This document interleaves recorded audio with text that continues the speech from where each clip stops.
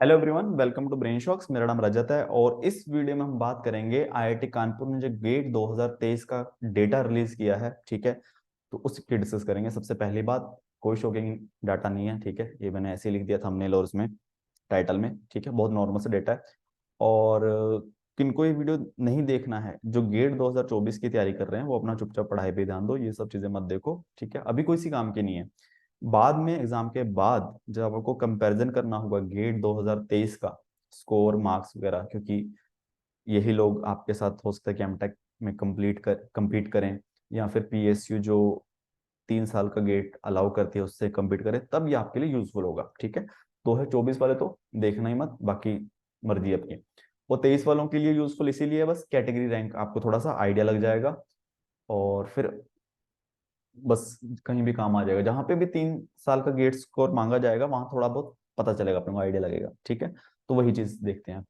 और अगर बात की जाए लास्ट ईयर आईआईटी खड़गपुर के कंपैरिजन में, आईआईटी खड़गपुर ने काफी ज्यादा डाटा रिलीज किया था, जिसमें कि हमें ये भी पता चलता था कि जो इंस्ट्रूमेंटेशन में पेपर दे रहे हैं बच्चे, उन कितने बच्चों की एक्चुअल डिग्री कौन सी है। ठीक है, तो ग्रेजुएशन इलेक्ट्रिकल में है, ईसी में है, या फिर इंस्ट्रूमेंटेशन में है। तो उससे हमें ये भी पता चल गया था कि एक्चुअल इंस्ट्रूमेंटेशन के कितने अप्रोक्सीमेट लोग हैं जो इंस्ट्रूमेंटेशन की बीटेक डिग्री और पेपर भी दे रहे हैं, क्योंकि पीएसयू जो है मोस्टली अलाउ नहीं करती है अदर। ठीक है, मैक्सिमम एक दो को छोड़ के।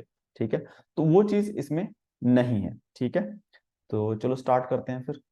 सबसे पहले तो ये बस नॉर्मल इंफॉर्मेशन है, इसका कुछ एज सच यूज नहीं होगा। कितने लोगों ने रजिस्टर किया, ठीक है, कितने स्टूडेंट्स ने रजिस्टर किया, कितने अपीयर हुए, कितने क्वालिफाई हुए। ठीक है, ये नॉर्मल एक इन्फॉर्मेशन है। अगर ईसी की बात की जाए, हमारी ईसी ब्रांच है, तो 70,000 लोगों ने अब रजिस्टर किया, सिर्फ 45 लोगों ने एग्जाम दिया, 25,000 लोग। ठीक है, इतना डिफरेंस कहीं है नहीं। C Y I think, C Y में ध्यान में नहीं, इसमें 1 लाख ने किया, 24,000 ने दिया। ये कुछ काफी, एक तो इसमें दिक्कत लग रही है, इतने कम कैसे लोगों ने पेपर दिया। हम्म, अच्छा, ये डेटा ही उल्टा हो गया कि ऐसे होगा मेरे हिसाब से। ठीक है, तो गलती गलती पकड़ लिया आईआईटी कानपुर की मैंने। चलो, लेने जाऊंगा मेडल वेडल अगर देंगे तो। और ठीक है, तो ईसी का हो गया।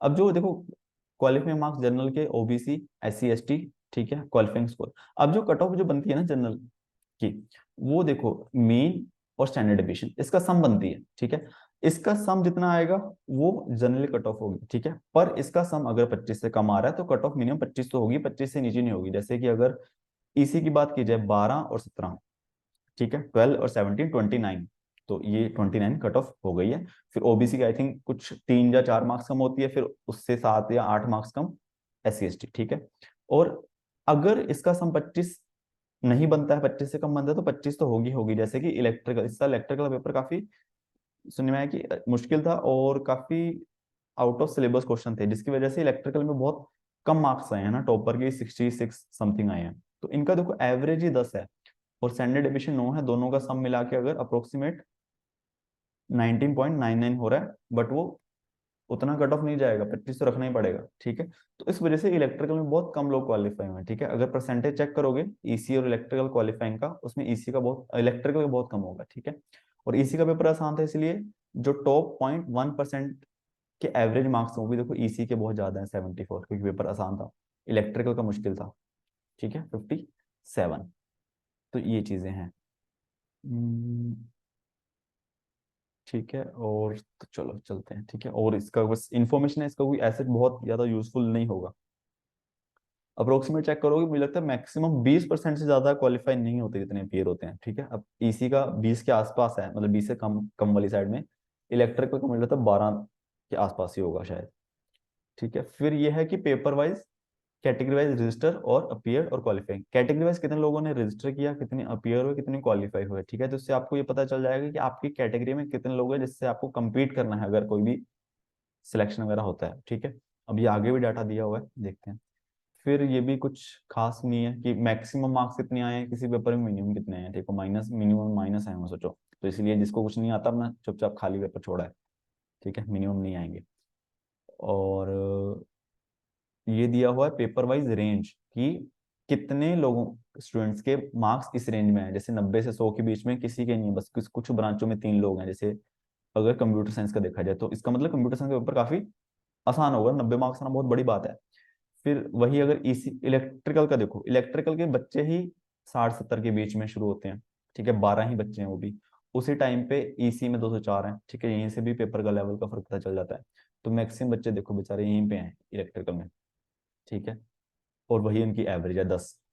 और ईसी की अगर देखा जाए 10 से 20 के बीच में है, ठीक है। तो इससे बस ये पता चलता है, ऐसा कुछ खास नहीं है। और फिर है कि मार्क्स की रेंज क्वालिफाइड कैंडिडेट्स की, वो भी बस ऊपर वाला टेबल है जिसमें उन्होंने 0 से 10 और वो हटा लिया बाकी, ठीक है, बाकी देखो सेम ही चीजें मिलेंगी थोड़ी बहुत, ठीक है। 204 और 12 ईसी इलेक्ट्रिकल का, ठीक है। अब मेन आता है ये यूजफुल, ठीक है। इसमें आपको क्या पता चलेगा, इसमें ये चेक करो कि हमें यहाँ पे इस टेबल में क्या दिया हुआ है। इस टेबल में दिया है कि हर ब्रांच में कि 10 से 20, 20 से 21, जैसे 20 से 21 आना चाहिए था मेरे हिसाब से, क्योंकि 20.33 कहाँ चला गया, तो 20 से 30 आना चाहिए था, कि 20 हो सकता है मेरे हिसाब से, 20 तक लो, 20 से कम कम इसमें होना चाहिए अगर देखा जाए, 20 से ऊपर इसमें होना चाहिए, ठीक है। चलो वो थोड़ा बहुत इधर उधर चलेगा। ठीक है, कि कितने कैंडिडेट है और कैटेगरी भी दे रखी है, तो इससे आपको थोड़ा सा आइडिया लग जाएगा कि आपके अगर मार्क्स बिल्कुल मान लो 70 हैं, आपको तो थोड़ा एग्जैक्ट पता चल जाएगा कि मेरा इतना रैंक है और इतना मेरा कैटेगरी रैंक बनता है। अगर बीच में है फिर थोड़ा अप्रोक्सीमेशन से करना पड़ेगा, ठीक है। तो ये सब चीजें देखते हैं थोड़ा, इसी का चेक कर लेते हैं। तो आप जो भी ब्रांच होगा चेक कर लें, तो जैसे मान लो ये 90 प्लस स्कोर है, 90 से 100, ये 80 प्लस है, ये 70, सॉरी रेंज है ना, 70 प्लस नहीं कह सकते,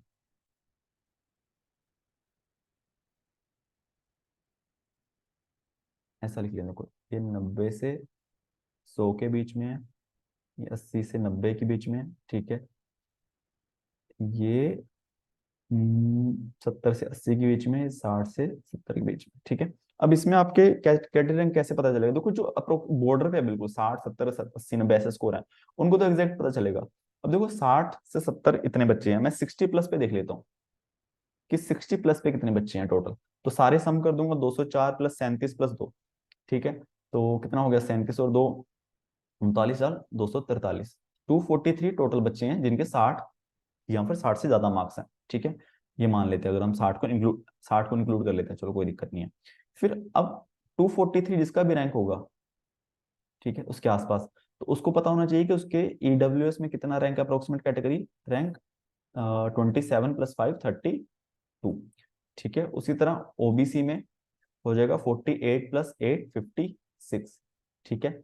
एससी कैटेगरी में उसका रैंक हो जाएगा 5, एसटी कैटेगरी में रैंक हो जाएगा 2। तो यहाँ से अप्रोक्सीमेट पता चल जाएगा कि अगर सीट्स मान लो कि ऐसा कुछ होता है कि एसटी की 2 सीट आती हैं, तो 243 वाले को तो 100% श्योर है कि हो ही जाएगा, ठीक है। और अप्लाई हमेशा ऐसा नहीं करना है कि 2 सीट है तो बस आपका एसटी कैटेगरी में 2 ही रैंक है तो तभी अप्लाई करना है, डबल ट्रिपल ये जूम करके चलना है कि मेरे ऊपर वालों का कहीं ना कहीं हो गया है, ठीक है, वेटिंग लिस्ट वगैरह सब ये चीज मान के करनी है, जहां भी हल्की सी भी उम्मीद है वहां अप्लाई करना है, ठीक है।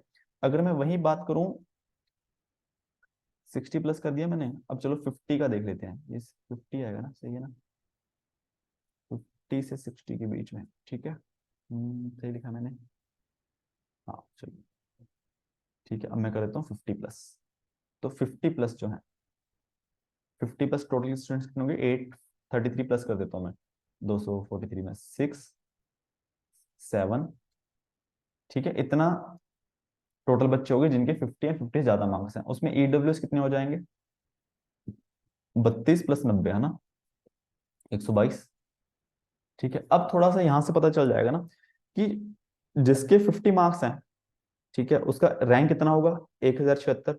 उसका अगर वो ईडब्ल्यूएस कैटेगरी से बिलोंग करता है उसका रैंक 122 होगा ईडब्ल्यूएस कैटेगरी में, ठीक है। और इसके बीच में हो तो पता चल जाएगा आपकी, इस रेंज से बाहर नहीं हो आप, 32 और 122 से, ठीक है। और ओबीसी में अगर देखा जाए 280 प्लस हो जाएगा ना, तो 336 आ जाएगा। वही एससी कैटेगरी में कितने, 34 प्लस हो जाएंगे, 39, एसटी कैटेगरी में 7, ठीक है। अब यहाँ पे इनको थोड़ा ज्यादा क्लैरिटी मिलेगी, ठीक है।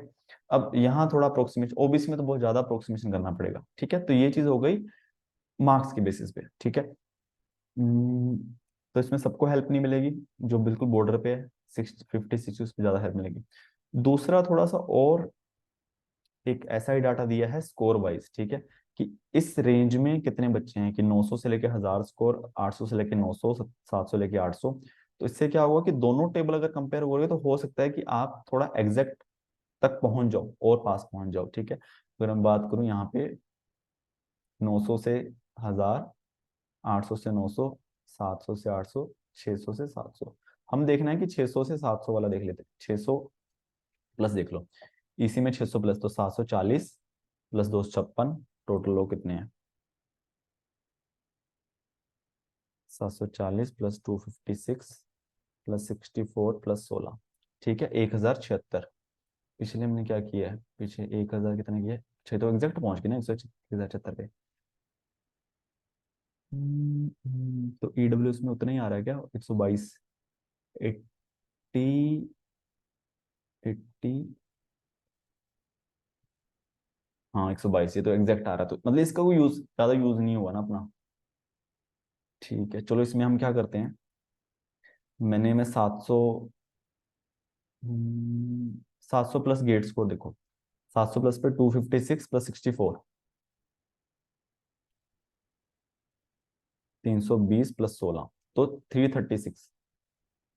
ठीक है, देखो यहाँ पे टोटल स्टूडेंट 243, अब टोटल 336, तो इतना थोड़ा तो नैरो कर लिया हमने, ठीक है टोटल। अब यहाँ पे देखते हैं ईडब्ल्यूएस का रैंक। ठीक है, तो यहाँ पे है ना 36 प्लस 6, 42 और 43। ठीक है, अब देखो थोड़ा सा नैरो हो गया ना। ओबीसी 69 प्लस 11, 80 प्लस 84, ठीक है। एससी 11 प्लस 1, 12, ठीक है। एसटी 2 ही आएगा, ठीक है। अब इससे क्या पता चलता है कि भाई 243 से लेके 336 तक कोई भी बीच में एसटी कैंडिडेट है ही नहीं, तभी इनका रैंक 2 है, ठीक है अभी तक। ये चीज सही है, ठीक है। तो ऐसे करके आपको थोड़ा करना पड़ेगा, अपने जितना भी आपका रैंक वगैरह है उस हिसाब से आप देख लो, ठीक है। इसके अलावा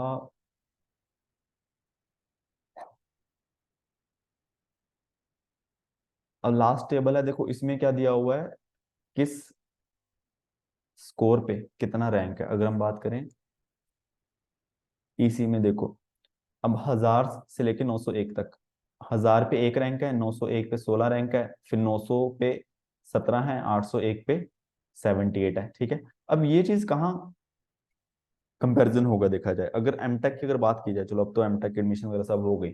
अगर जिस एमटेक में ईसी इलेक्ट्रिकल वाले मान लो दोनों अलाउड हैं, ठीक है, इवन मान लो चलो इंस्ट्रूमेंटेशन वाले तीनों ब्रांच अलाउड है, बीएलएससी कुछ ऐसी आईआईटी है, उन्होंने कट ऑफ स्कोर रखा है। तो देखो अगर मान लो कि 700 स्कोर रखा कि उनको इंटरव्यू के लिए बुलाया जाएगा, तो कितने बच्चे, किसको ज्यादा फायदा होगा, ईसी का, ठीक है। अब ये टेबल है कि जब हमें अदर ब्रांचेस से कंपेयर करना है, ठीक है। और सेम चीज मान लो जैसे डीआरडीओ, डीआरडीओ में तो नहीं आएगा सेम ये, और डाटा कहाँ कंपेरिजन काम आएगा, जहाँ पे मल्टीपल ईयर्स के गेट स्कोर वैलिड हो, ठीक है। जैसे मान लो गेट में आते हैं, सॉरी डीआरडीओ में आते हैं रिक्रूटमेंट गेट के थ्रू, उसमें 3 साल का डेटा गेट मांगते हैं, जैसे अभी 21, 22, 23 का। तो वहां पे थोड़ा कंपैरिजन हो जाएगा कि किस ईयर के बच्चों को ज्यादा फायदा रहेगा अगर सारे अप्लाई करते हैं। मोस्टली करंट ईयर वाले ज्यादा होते हैं, ठीक है, पर फिर भी ये चीज वहां काम आ जाएगी, ठीक है। तो बस इतना ही डेटा है। तो आईआईटी खड़गपुर हिसाब से काफी कम है, बट इससे जो भी आपको इन्फॉर्मेशन मिले तो यूजफुल हो तो पता चल जाएगा, ठीक है। तो इस एनपीसीएल के कट ऑफ वगैरह है आए हुए हैं, उसमें स्कोर है, तो थोड़ा कंपैरिजन कर सकते हो, ठीक है। और अभी डीआरडीओ की भी रिक्रूटमेंट चल रही है, ठीक है, उसमें उसको भी थोड़ा आइडिया लगा सकते हो कि कितने चांसेस हैं आपके ऊपर, कितने कैंडिडेट हैं आपकी कैटेगरी के, ठीक है। इसके अलावा और कुछ डाउट हो या फिर और कुछ लगे कि हाँ इस डेटा से हम यूजफुल है कुछ निकाल सकते हैं, तो नीचे कमेंट कर देना। और बाकी वीडियो से कुछ सीखो तो प्लीज़ वीडियो को लाइक करना और चैनल को सब्सक्राइब कर देना। Thank you so much.